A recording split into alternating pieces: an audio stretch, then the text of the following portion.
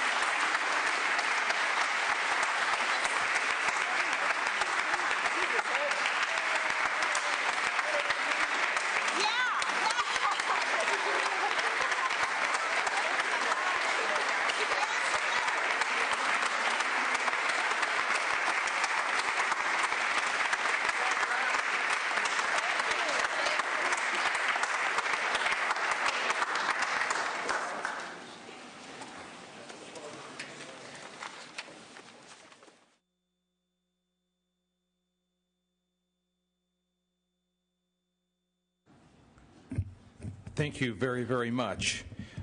The hour has arrived. Pursuant to Article 4, Section 3A of the Constitution, the Senate will come to order. The senators will please take their seats. Pursuant to Section 9150 of the Government Code, Gregory Schmidt, Secretary of the Senate, Tony Beard, Jr., Sergeant at Arms, and Paula K. Rossetto, Minute Clerk, are in their respective places. Would the members-elect, and our guests beyond the rail and in the gallery please rise for the presentation of the colors by the Governor's and Adjutant General's own honor guard, after which please remain standing as we were lead in prayer by our chaplain, Rabbi Mona Elfi. Honor guard, post the colors.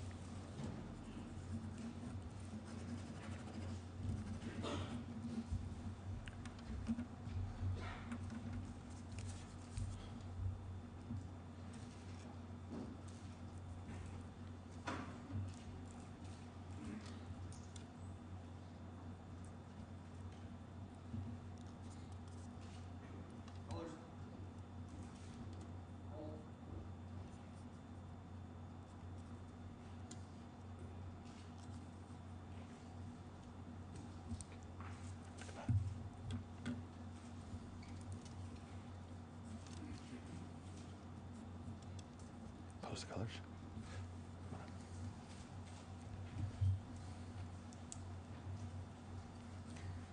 We turn to our Creator on this day for guidance and for blessing.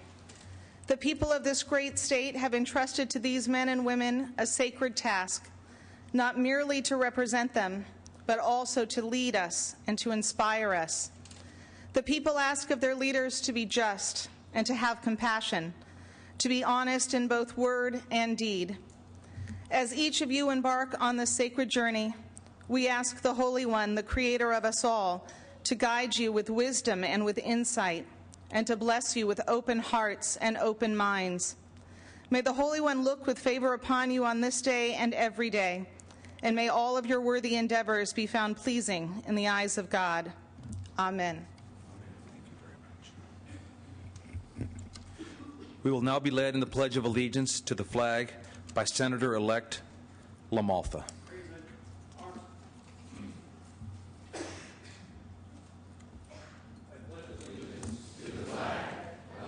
States of America, and to the republic for which it stands, one nation, under God, indivisible, with liberty and justice for all.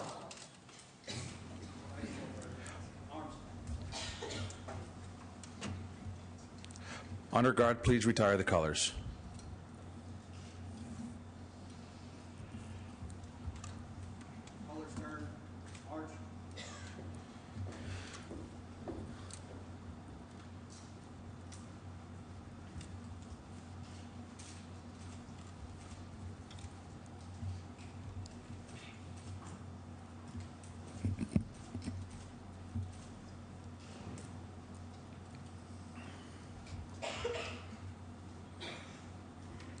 You may be seated.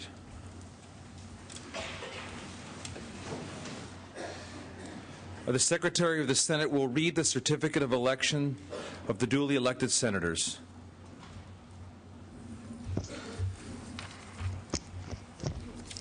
Deborah Bowen, Secretary of State of the State of California, hereby certify that according to the semi-official results provided to my office by county elections officials as of December 3, 2010, the persons whose names are hereinafter set forth have received the plurality of votes in their respective state Senate districts at the November 2, 2010 general election. That opposite their respective names are the state Senate districts from which they have, as of this date, received a plurality of votes in the names of the county or counties comprising or forming a portion of said districts with the name of any county entirely within or comprising the district shown in capital letters. Noreen Evans, 2nd District. Doug LaMalfa, 4th District. Darrell Steinberg, 6th District. Leland Yee, 8th District. Ellen M. Corbett, 10th District. Anthony Canella, 12th District. Tom Berryhill, 14th District. Michael J. Rubio, 16th District. Gene Fuller, 18th District. Alex Padilla, 20th District. Kevin De Leon, 22nd District. Ed Hernandez, 24th District. Curran D. Price Jr., 26th District. Jenny Oropesa, 28th District. Ronald S. Calderon, 30th District. Gloria Negrete McLeod, 32nd District. Lou Correa, 34th District. Joel Anderson, 36th District. Mark Weiland, 38th District. And Juan Vargas, 40th District. In witness whereof, I have hereunto set my hand and affixed the Great Seal of the State of California, this 3rd day of December, 2010, Deborah Bowen, Secretary of State. Thank you. The next order of business is Senate Resolution Number 1 by Senator Alquist. Mr. Secretary, please read the resolution.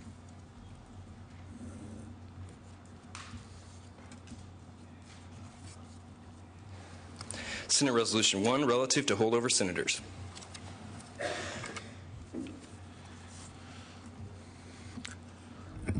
Senator Alquist.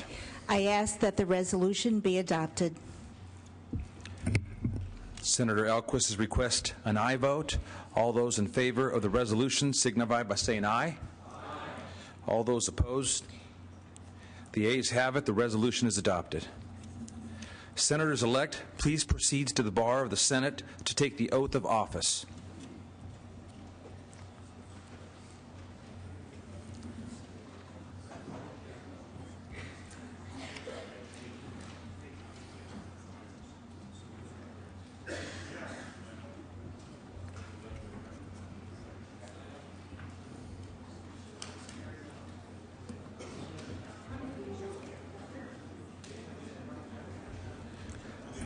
Senators Corbett, Senator Harman, and Senator Leno, will you please proceed to the back of the chamber in order to escort the Honorable Ronald M. George, Chief Justice of the California Supreme Court, who will administer the oath of office.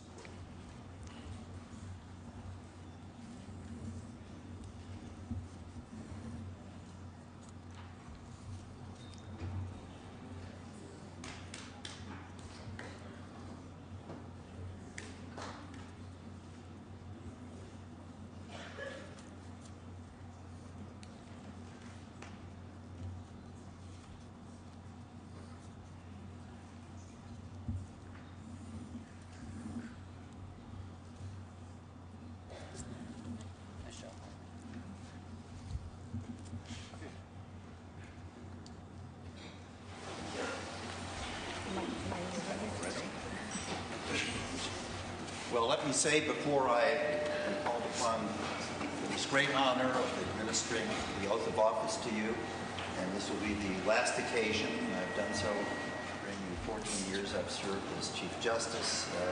It's a wonderful way to end my career.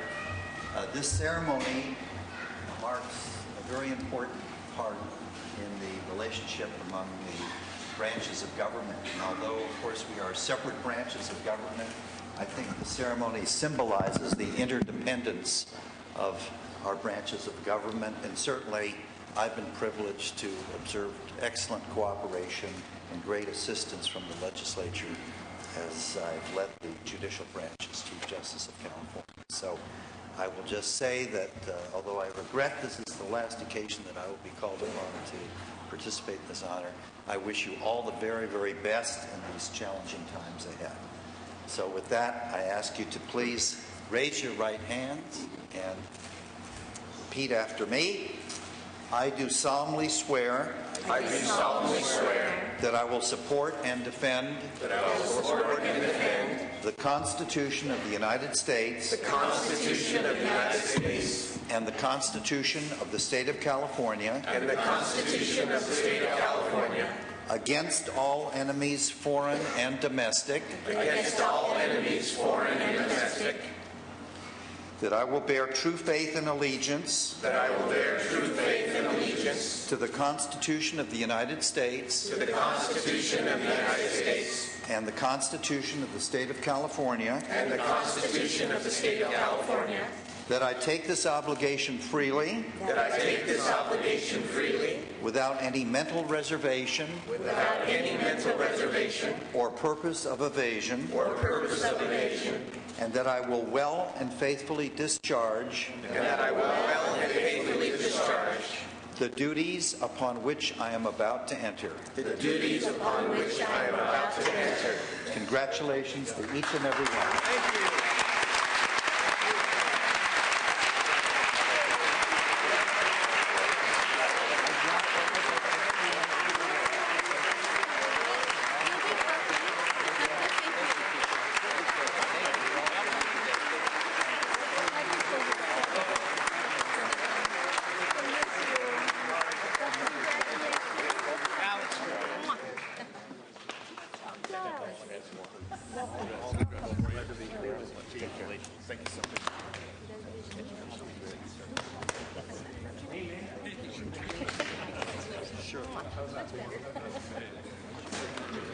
Thank you very much, Chief Justice.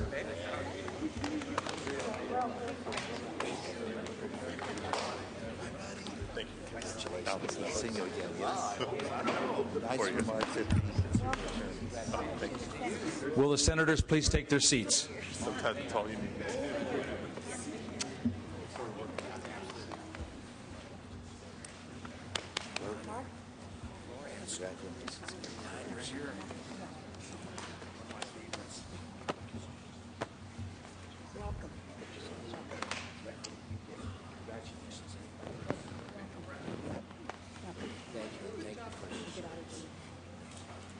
Thank you, Chief Justice. Thank you.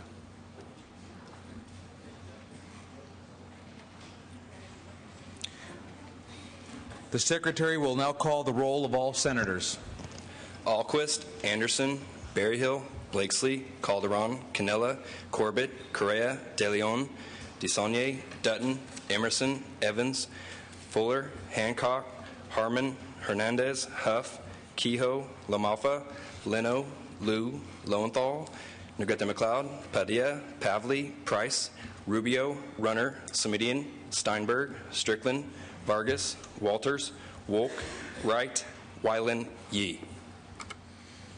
The next order of business is Senate Resolution Number 2 by Senator Hernandez. Mr. Secretary, please read the resolution. Senate Resolution 2 by Senator Hernandez relative to the election of officers. Senator Hernandez, you may proceed. Members, today there are 38 members of this House who have brought to the Capitol their own vision and their own ideas of how to save California. And there is one person who is wondering how to keep those members happy when those visions and ideas are balanced with the hard realities of a budget deficit and the legislative process. When I was first elected to the Assembly, and I was leaving on a daily basis the orderly behavior of my optometric office, I was given some serious advice by a retiring legislator. He said that work in the legislature was like being in a math class where everyone brings their own style of algebra to solving the same equation. We are in a curious business where two individuals can agree with great passion the same issue from completely different perspectives, but yet both be very correct. He said the challenge is to be respectful to the varying perspectives. Today, it is my honor to nominate for the President Pro Tem of the Senate an individual who is willing to continue that task of leading a bright, caring, diverse, and no doubt soon to prove itself as an extremely opinionated class of legislators. He is not new to this job. He has represented for 12 years the district where we are gathering today. He has been honored in diverse ways, including a Profiling Courage Award from John F. Kennedy, and as a person who Willie Mays himself wanted to be with him on his 79th birthday. It would have been better if it had been a Dodger fan.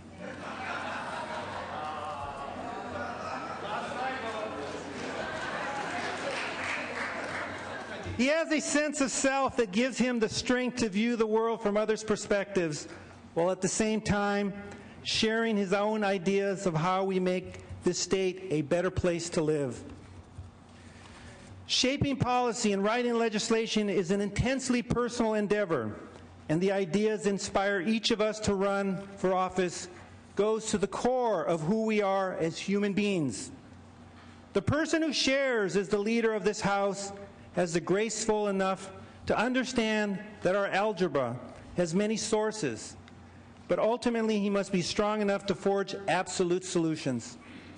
It is my privilege to nominate the Honorable Darrell Steinberg for President Pro Tem and his team, Gregory P. Schmidt for Secretary of the Senate, and Tony Beard, Jr. for Sergeant at Arms of the Senate. Thank you, members.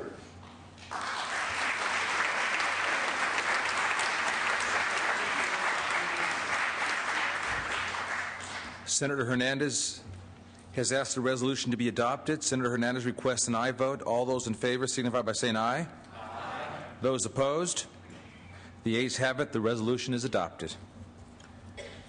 The oath of office will now be administered by the newly elected officers of the Senate by Honorable Ronald M. George, Chief Justice of the California Supreme Court. Will the officers please come forward?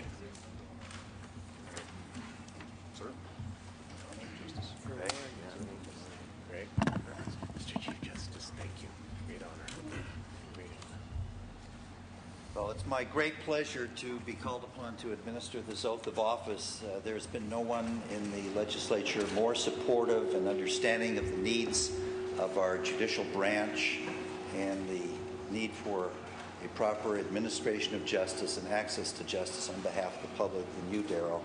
And I appreciate all of your support and understanding through these times, which have been difficult for the judiciary as well as for state government as a whole. Thank you, Chief. So I will administer the oath of office and present you with this inscribed copy of your oath. So please, each of the three of you, repeat after me. I do solemnly swear. I do solemnly swear that I will support and defend. That I will support and defend the Constitution of the State of California. The Constitution of the State of California. And the Constitution of the United States. And the Constitution of the United States. Against all enemies, foreign and domestic. Against all enemies, foreign and domestic.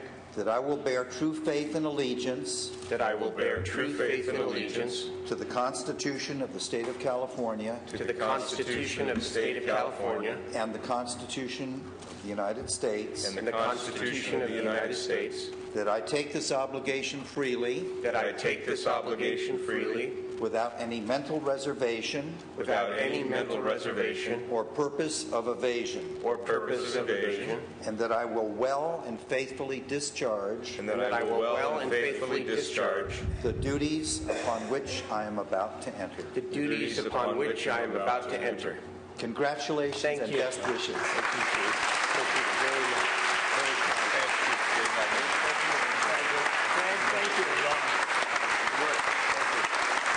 Thank you very much. Thank you. Thank you. Thank you. Thank you. I'll listen to your remarks in the back of the chamber. Thank you, Chief. Thank you, Chief Justice, for that. And in keeping with the tradition of the Senate, we are doing great on time. And for those of you who say that the Lieutenant Governor doesn't do anything, now you can say that it does do something. So, without further ado, it is my pleasure to introduce the 46th President Pro Tem of the California State Senate, a friend of mine, and a good man, and a great legislator, the Honorable Darrell Steinberg.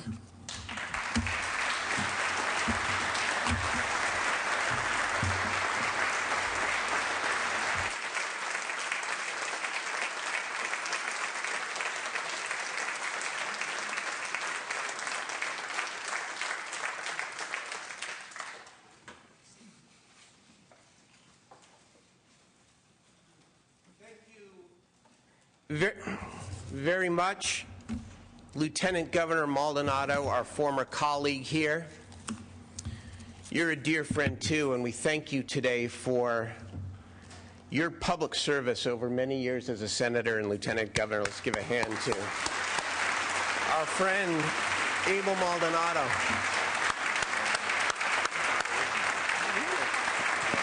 Love you too.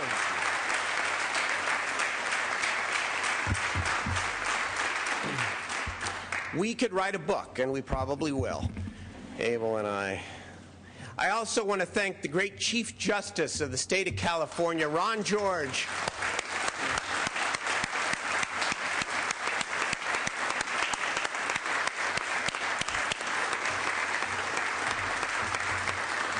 Never has there been a greater advocate for the co-equal branch of government nor a fair jurist, and we wish you nothing but great things as you retire, Chief Justice. Thank you. And thank you for administering the oath. And we're also blessed here today to have with us a number of former members of the Senate and/or the Assembly, who I want to make sure we introduce, thank, and welcome. First is It's All Good, Supervisor Mark Ridley Thomas, former Senator.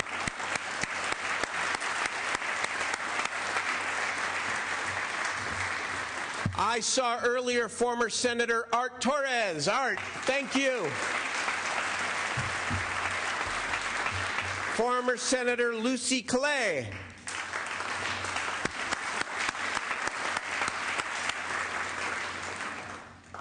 The father of one of our newest members, the Honorable Sal Cannella.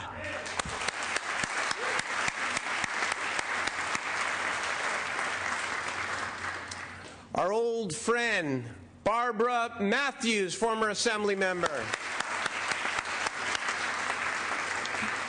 The Superintendent of Public Instruction elect in the state of California, the Honorable Tom Torlakson.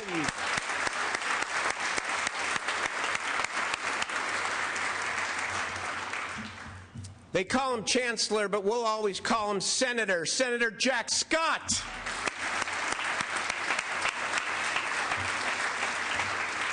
And then from the freshman assembly class of 1998, our dear friend, welcome back, the brother of one of our newly elected members, the Honorable Tom Calderon.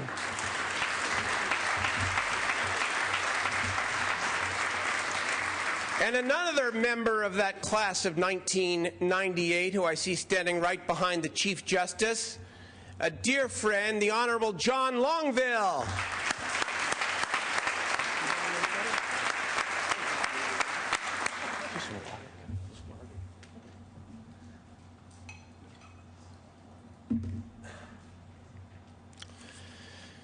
Welcome to everyone.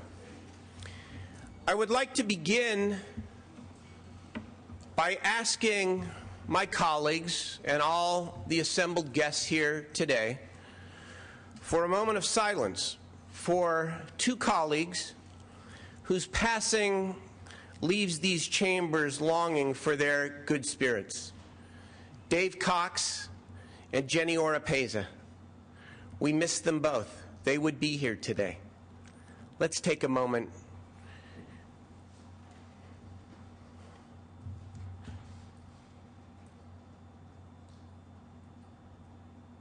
Thank you. To the new and returning members of the California State Senate, congratulations and welcome. To your spouses, to your children, to your mothers, to your fathers, to your friends, to your supporters, welcome to the state capitol, because public service is certainly a family endeavor, and it's certainly a community endeavor. Members, we gather here in December of 2010, and this is a happy day, and it is a great day, but it is also a challenging day. It was King Henry V who said in one of the famous Shakespeare plays, "Once more into the breach." I say, and I'm no Shakespeare, that you can't always pick your time, but sometimes the time picks you. The time has picked us, members, to help California through one of the most daunting chapters in its history. And the people expect us to not just help them get through it, but to do our part to help make their lives better. We face problems, members, and challenges that we have been facing for many, many years. But now there are a new set of rules in place. On November the 2nd, the voters gave the majority party, the Democrats in the legislature, the power to approve a budget. On November 2nd, the voters gave the minority party, the Republicans, the power to veto new fees. And on November the 2nd, the voters elected a governor who pledged simply, clearly, and repeatedly from the first day of his campaign that there would be no new taxes that the people do not approve. Teddy Roosevelt summed up these rules almost a century ago. He said, "Do what you can with what you have and where you are." But while the rules have changed, on my watch, we will always fight to protect those who cannot protect themselves. My friends and my critics all agree on one thing about me. They say that I'm an optimist. I confess. In fact, I'm proud of it.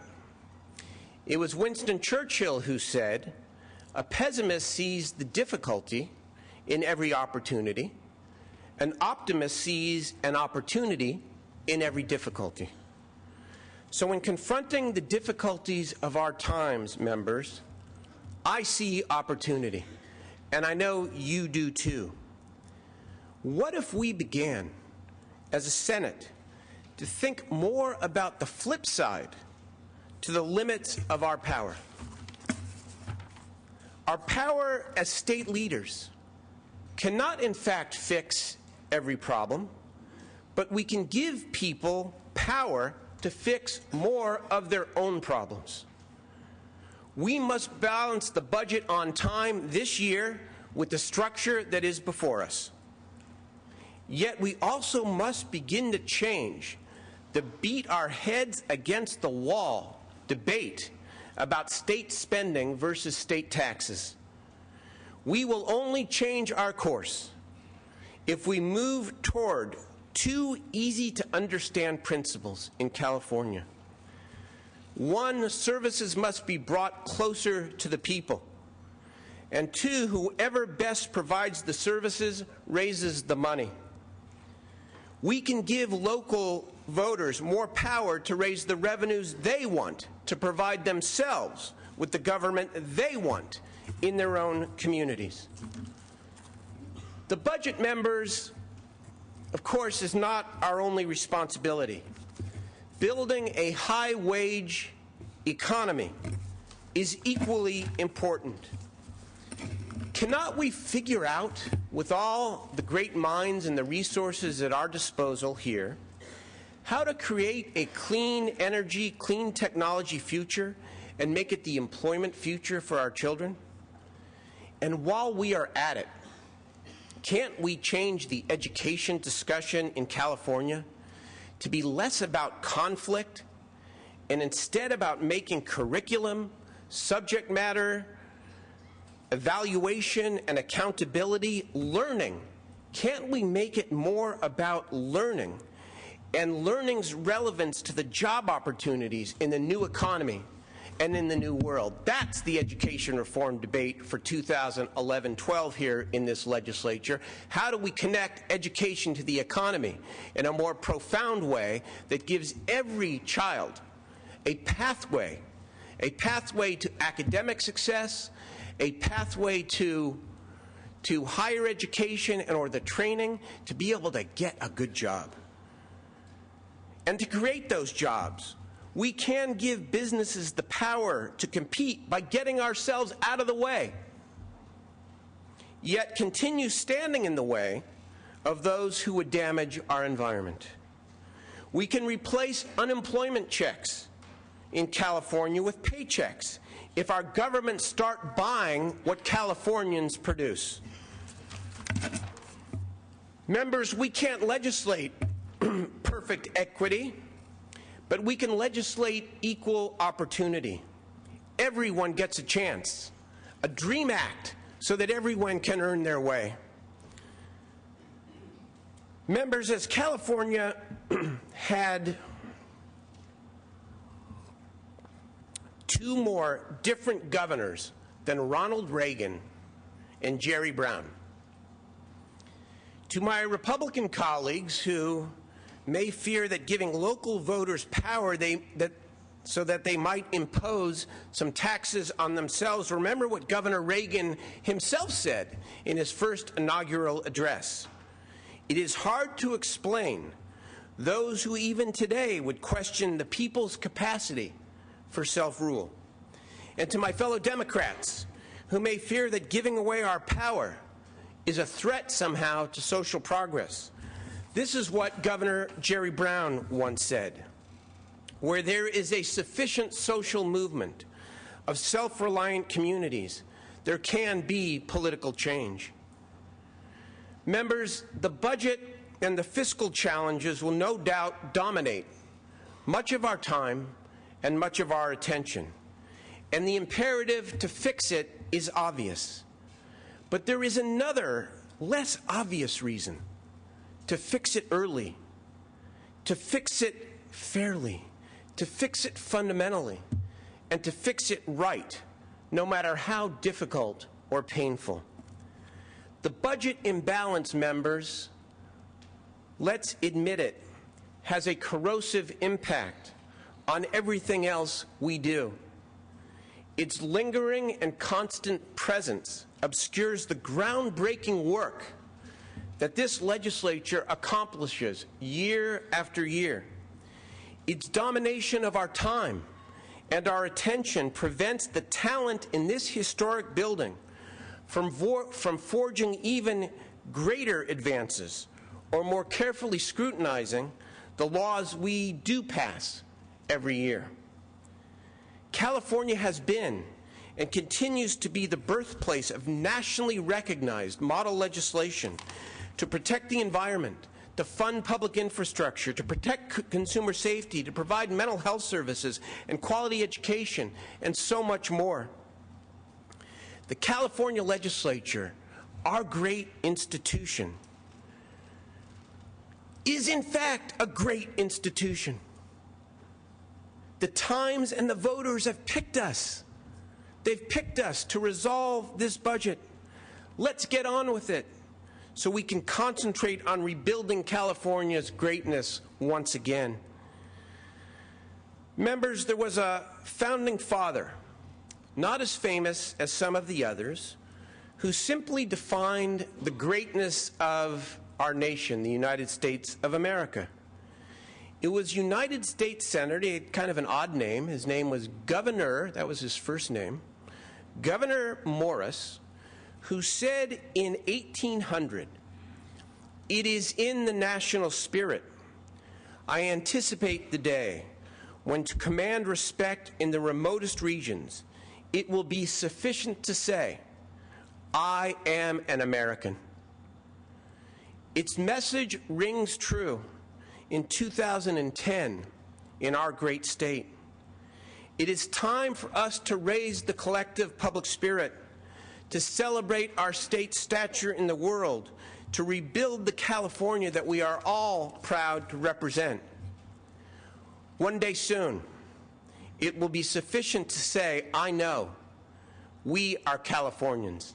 Congratulations to each of you. Thank you. Enjoy the day. Families, you know that you deserve all of the accolades in the celebration as much as the members themselves. Have a wonderful day, and let's get to work tomorrow. Thank you very much. All right? Thank you.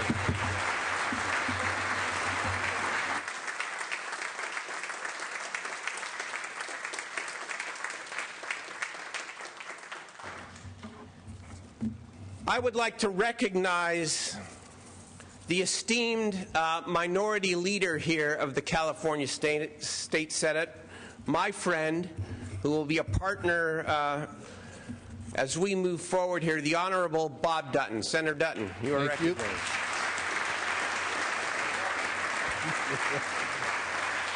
Of course, it'd be a lot easier if Juan wasn't sitting right here in front of me right now. Juan and I actually, when I first got into the Assembly, Juan, I had the pleasure of serving with Mr. Vargas, and I want to congratulate you. I'm glad you're here with us. Mr. President, and oh, there you are, Abel. Hi, Lieutenant Governor. I want to take this opportunity to address the group. Also, I want to thank the Chief Justice Ron George for being here with us again for the last time, but we'll soon see you again. and also a lot of other friends that are back in the gallery that have given their service here, not only in this House, but also to the institution and to help the government of California. It's an honor to serve the House, and it's a privilege for me to welcome our newest members, to the Senate Republican Caucus, and that's Joel Anderson, Tom Berryhill, Anthony Cannella, Gene Fuller, and also Doug LaMoffa. I had to thank you.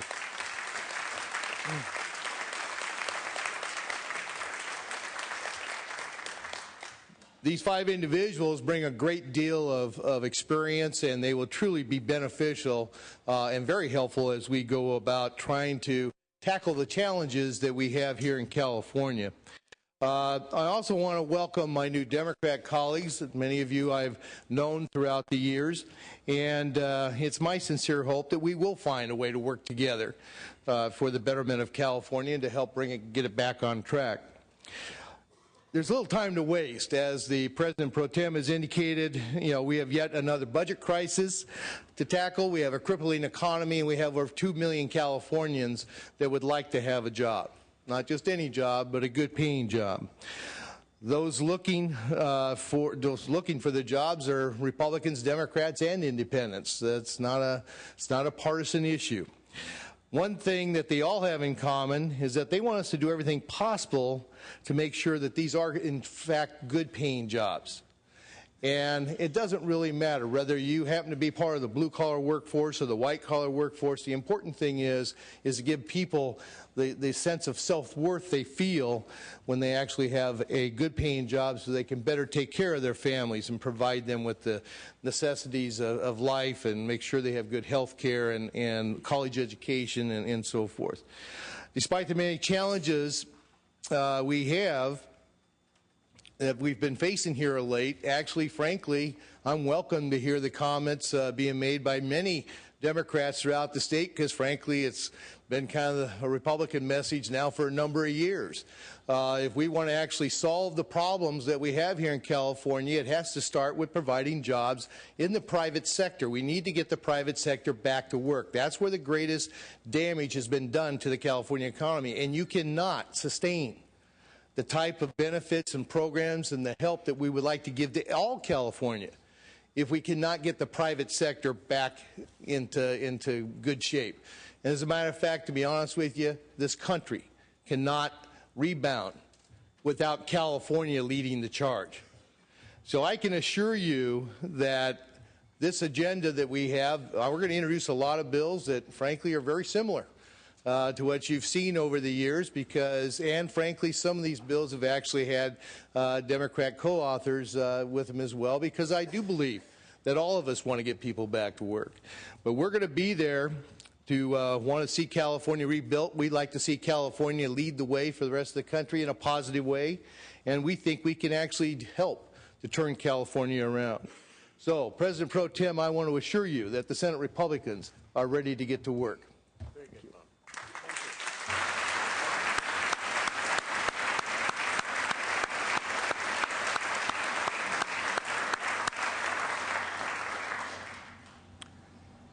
Thank you, Senator Steinberg. Thank you, Senator Dutton. We are now under motions and resolutions, members.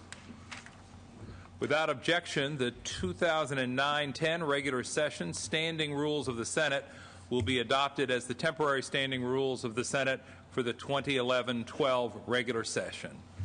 Without objection, so ordered.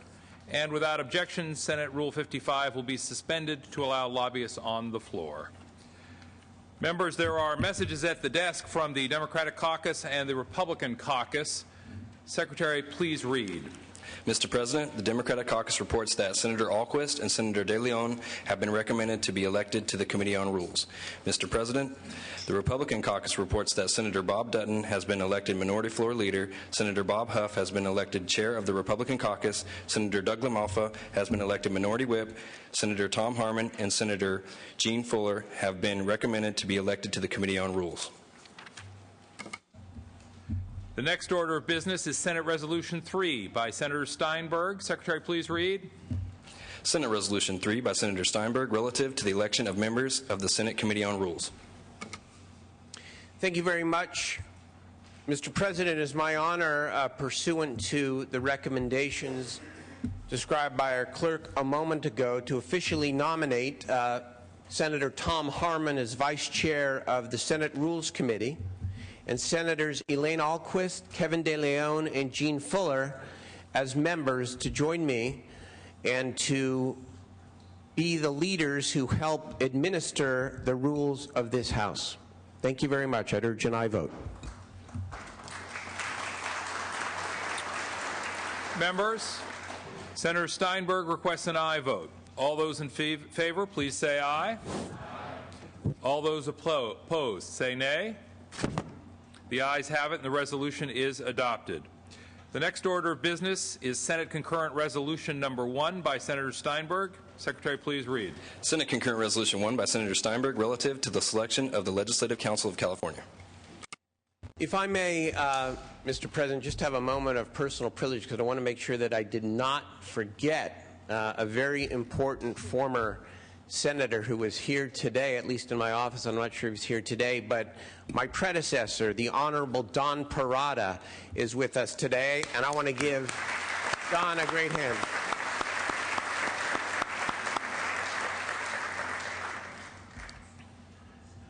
Now back to the business.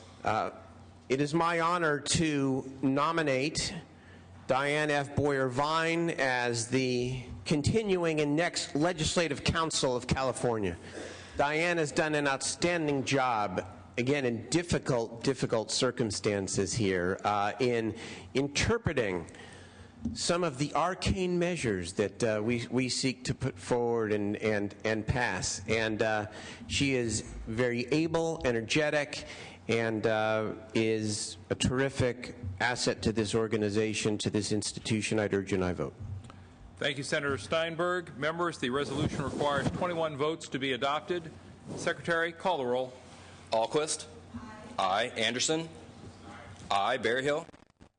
Aye. Blakesley. Aye. Calderon. Aye. Canella. Aye. Corbett. Aye. Correa. Aye. De Leon. Aye. DeSaulnier.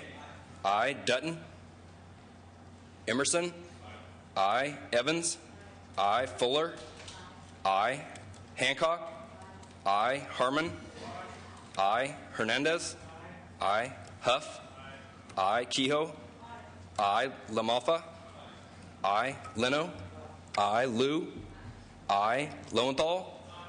Aye. Negrete McLeod. Aye. Padilla. Aye. Pavley. Aye. Price. Aye. Rubio. Aye. Runner.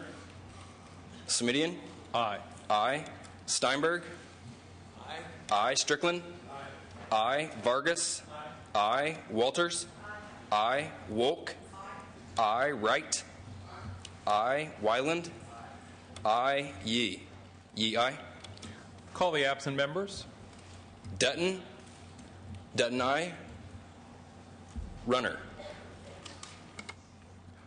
Ayes 37, noes 0. The resolution is adopted. Members, the next order of business is Senate Resolution 4 by Senator Gloria Negrete McLeod. Mr. Secretary, please read the resolution. Senate Resolution 4 by Senator Negrete McLeod relative to notifying the governor of the organization of the Senate. Senator McLeod, you may proceed. I ask that the resolution be adopted. Senator Negrete McLeod requests an aye vote. All those in favor of the resolution, please say aye. All those opposed, say nay. The ayes have it. The resolution is adopted. The President Pro Tem has appointed Senators Dutton, Padilla, Huff, and Liu to call upon the governor. Members, the next order of business is Senate Resolution 5 by Senator Evans. Secretary, please read. Senate Resolution 5 by Senator Evans relative to notifying the Assembly of the organization of the Senate. Senator Evans, you may proceed. I ask that the resolution be adopted. Senator Evans requests an aye vote. All those in favor of the resolution, please say aye. Aye. All those opposed, say nay. The ayes have it. The resolution is adopted. The President Pro Tem has appointed Senators Anderson, Berryhill, De Leon, Evans, Fuller, Hernandez, LaMalfa, and Vargas to call on the Assembly. Members, at this time, the regular session will stand in recess and the first extraordinary session will be convened. Once again, we are recessing the regular session and are about to convene in the first extraordinary session. Pursuant to the provisions of the proclamation of Governor Schwarzenegger, the 2011-12 first extraordinary session will come to order, and pursuant to Section 9150 Government Code, Gregory P. Schmidt, Secretary of the Senate, Tony Beard, Jr., Sergeant-at-Arms, and Paula K. Rosetto, Minute Clerk, are in their respective places. The prayer and the pledge will be deemed complete. The Secretary will call the roll. Alquist, Anderson, Berryhill, Blakesley, Calderon, Canella, Corbett, Correa, De Leon, DeSaulnier, Dutton, Emerson, Evans, Fuller, Hancock, Harmon, Hernandez, Huff, Kehoe, LaMalfa, Leno, Liu, Lowenthal, Negrete McLeod, Padilla, Pavley, Price, Rubio, Runner, Smidian, Steinberg, Strickland, Vargas, Walters, Wolk, Wright, Weiland, Yee. Mr. Secretary, please read the proclamations from the Governor. Whereas California is slowly emerging from the most severe economic downturn since the Great Depression, and whereas the legislative analyst projects a current year budget shortfall of $6 billion. Now, therefore, I, Arnold Schwarzenegger, Governor of the State of California, in accordance with Section 10F of Article 4 of the Constitution of the State of California, hereby determine that general fund revenues for the fiscal year 2010-11 will decline substantially below the estimate of general funds revenues upon which the budget was based, and as the result of unachieved budget reductions, general fund expenditures will increase substantially above the estimate of general fund revenues. I, Arnold Schwarzenegger, Governor of the State of California, hereby declare that a fiscal emergency exists. I, Arnold Schwarzenegger, Governor of the State of California, hereby identify the nature of this fiscal emergency to be the projected budget imbalance for fiscal year 2010-11. Further, on this day, as required by Section 10F of Article 4 of the Constitution of the State of California, I will cause the legislature to assemble in special session to address this fiscal emergency, and I will submit to the legislature proposed legislation to address this fiscal emergency. Whereas on this date, pursuant to Section 10F of Article 4 of the Constitution of the State of California, I have proclaimed a fiscal emergency, and whereas on this date, I am submitting to the legislature proposed legislation to address that fiscal emergency, and whereas this extraordinary occasion having arisen and now existing, it requires that the legislature of the State of California be convened in extraordinary session. Now, therefore, I, Arnold Schwarzenegger, Governor of the State of California, by virtue of the power and authority vested in me in accordance with Section 10F of Article 4 of the Constitution of the State of California, do hereby convene the legislature of the State of California to meet in extraordinary session at Sacramento, California on the 6th day of December 2010 at a time to be determined to consider and act upon legislation to address the fiscal emergency proclaimed by me this day, in witness whereof I have hereunto set my hand and caused the Great Seal of the State of California to be affixed this 6th day of December 2010. Arnold Schwarzenegger, Governor of California. Senator Steinberg, for what purpose do you rise, sir? Thank you, Mr. President. I request unanimous consent that the Officers' Committee on Rules and the Temporary Standing Rules of the 2011-12 regular session be deemed the same for the 2011-12 first extraordinary session. Without objection, such will be the order. The oaths of office will be deemed complete for the elected officials, and if there is no further business, the first extraordinary session will stand in recess, and we will reconvene the regular session. Members, we are... Call the roll. Members, we are back in regular session. Senator Calderon, for what purpose do you rise, sir? For purposes of announcement, I'd like to announce that immediately upon adjournment of this session, there will be a brief Latino caucus meeting in the Assembly Rules Committee, room 3162. Thank you, Senator. Senator Wright. Senator Wright, thank you. Unaccustomed as I am to finding you on this side of the floor. Senator Wright, for what purpose do you rise? Adjourn in memory, Mr. President. Please proceed. Members, today happens to be the service for a Californian and longtime political activist, Joe Sorrell. Joe's name was actually Joe Sorella. His father dropped the A because he thought he'd be discriminated against as an Italian American. I worked for Joe's firm in the 80s. There are a number of legislators and people who have worked with Joe over the years, particularly those of you who are from Los Angeles. Joe's firm was kind of a fixture at City Hall. Joe worked with President Kennedy and Johnson. In fact, when you were in Joe's office, you'd see pictures of Joe with virtually every president since actually Harry Truman. He can tell you stories where he and Harry Truman were involved in events, and he and Lyndon Johnson were involved in events. Joe taught political science at SC and at Pepperdine. Joe was just kind of an all-around good guy. I mean, Joe had a sense of humor. Certainly in the era between the 60s all the way through the 21st century, there are very few political leaders who couldn't say that they had an encounter or a story that they could tell about and with Joe Sorrell. Joe was kind of the life of the party. And if he wasn't the life of the party, Joe was usually giving the party, because he always made it his business to kind of be that kind of guy. His wife of nearly 50 years, Lee, was at his bedside when he passed last week. His daughter, Sharon, and Joey, and Steve were also there. Joe was the kind of guy who, in the classic of Sinatra, would say he did it his way. Joe lived the life that he wanted to live. He enjoyed spending time with his grandkids. They loved him because Joe could tell a story as well as anybody else could do it. I'll miss Joe for the times that we spent together, the times that we traveled. I mean, Joe was one of the people who taught me that when you go to a hotel, you always take notepads. So whenever you get a note from Joe, it would always be scribbled out on some hotel notepad, because he never wanted to waste them. Joe kept a log of his frequent flyer miles and every coupon that was ever sent to him for traveling. Joe was just an incredible guy. And in some instances, you had to know him to really appreciate it. His family loved him. I love Joe, and he'll certainly be missed.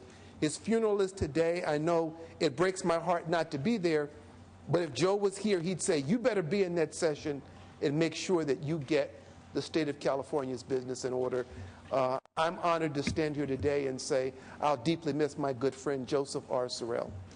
Thank you, Senator Wright, and please convey the sympathies of the Senate to friends and family. And Senator Wright, if we could be sure to get the name brought forward to the desk so that Mr. Sorrell's passing can be properly memorialized. Senator Strickland, for what purpose do you rise, sir? Thank you, Mr. President. Members, I also want to say my words about Mr. Sorrell. I was a young college student at Whittier College, and we actually had the good fortune of meeting at Sorrell and Associates and going to his office. It was a wealth of history right in his office. There was pictures of Governor Pat Brown and John F. Kennedy and Lyndon Johnson, but he was a great storyteller. The one thing about Joe Sorrell was it didn't matter to him that I was a Republican. He talked about stories. We love to talk about politics. And Mr. Sorrell, Joe Sorrell, kept in touch with me through the years. And when I got elected to the State Assembly, he couldn't believe that this young little kid that he kept in touch with when I was at Whittier College, and just a few short years after that, got elected to the California legislature and the State Assembly on the same day that Governor Davis was sworn in. We actually got to spend a lot of time together that day. I cherished his friendship, and my prayers go out to the Sorrell family, and he was just a wonderful man, and God rest the soul of Joe Sorrell. Thank you, Senator Strickland. Senator Padilla, for what purpose? Thank you, Mr. President. I, too, want to add my words to this tribute and adjournment in the memory of Joe Sorrell. For those members of the Senate who didn't have the good fortune to meet or work with Joe Sorrell, you're just going to have to indulge us, because if you're anywhere near the Los Angeles area, or if you're Italian, you don't run for office without knowing you need to visit Joe Sorrell, or without having known that. He was a consummate storyteller, as Senator Strickland said, but only because he had the years of commitment to public service, true public service. Yes, we sometimes call it the arena of politics, but whether it's the government side of politics, the campaign side of politics, the civic and charitable side of politics. Joe and, frankly, his family and the entire firm, Sorrell & Associates, is very, very much involved. You just don't run for office anywhere in L.A. without knowing you got to come and pay that respect. So I, too, almost a dozen years ago, first introduced myself to Joe and forged a great, great working relationship with him and the firm. And I'll spare you some of the stories, and there's some good ones and some funny ones, mind you. But it included things like, Alex, your last name ends in a vowel. That's good enough for me. You're Italian. You're part of the family. And I didn't even go to USC, so he was really going out on a limb here. I had the fortune to be with his partners and his wife and his daughter last Saturday evening. So for the members who were at a dinner honoring the outgoing members of the Senate, that's why I wasn't able to be there. But I know Joe is here in spirit. I agree with you, Rod. Joe would have said, your job is to be in the Senate. Go raise your right hand, young man. Do the best job you can. Just remember who you represent every day that you're in that privileged capacity. So our condolences to his friends and his family. But he certainly left an imprint on politics in Los Angeles, in California, throughout the country. And if the stories that he shared about his trips to Italy is true, then certainly people around the world know and love Joe Sorrell. Thank you, Senator Padilla. Senator Ahlquist, for what purpose do you rise, Senator? Thank you, and adjourn in memory. Proceed. It's with a really heavy heart that I rise to adjourn in memory of Tony Salsiccia of the Tony and Alba Pizza Parlors in Santa Clara County and Santa Cruz County. I had the pleasure of meeting Tony and Alba in 1978 when I moved to Santa Clara County from St. Louis, and I began taking karate lessons with my two sons. And Tony and Alba had just opened their first pizza place in Mountain View. Tony had been a carpenter, and his dream was to open a pizza parlor. And so I began the habit of kind of appearing when he would open a new place. And Tony was certainly one of the best people I've ever met in my entire life. In Greek, I would say he had a kali kardia. He had a good heart. I remember one time after 3 or 4 years, I was sitting at his place eating my pizza and complaining a little bit about one human being I happen to know, which is unlike me. And Tony said, treat that person as if he were the way you would want him to be. And Tony, who served in the military, who had this huge chain of pizza parlors, was a great, kind soul. And he passed about 18 days ago, from cancer, surrounded by his family who sang his favorite songs as he passed on. And I love Tony. He was a great man, had a great family, and may I just say, may his memory, to use a Greek Orthodox phrase, may his memory be eternal. Thank you, Senator Ahlquist. Senator Steinberg, if there is any, do you have business prior to the? No. I'll hold off on that business. All right. Thank you. Well, then, Senator Steinberg, the desk is clear. Thank you very much, Mr. President, members, and again, the family members. I hope that you enjoyed being part of this great tradition, because you are part of this house and this institution as well. And I know I forgot one other person who happens to be the husband of one of our elected officials here, the Honorable Tom Bates, who's here. Tom. Where is he? There he is. The Rules Committee will meet at 1:30. At 1:30 in room 3191. The desk will remain open until the hour of 3:30 for the introduction of bills, and then the Senate will stand in recess until further notice. Thank you. Senator Steinberg, just to be clear, the Senate will stand in recess but remain on call of the President Pro Tem. Is that correct, Senator? Correct. Thank you very much. Then, members, a brief reminder that the desk will remain open for bill introduction during the month of December.